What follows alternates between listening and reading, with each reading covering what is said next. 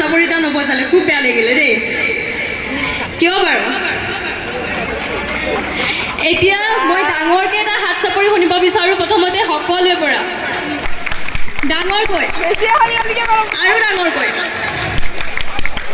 পিঠা খোৱা ৰাইজৰ গাত কিমান জোচ আছে বাৰু আছেনে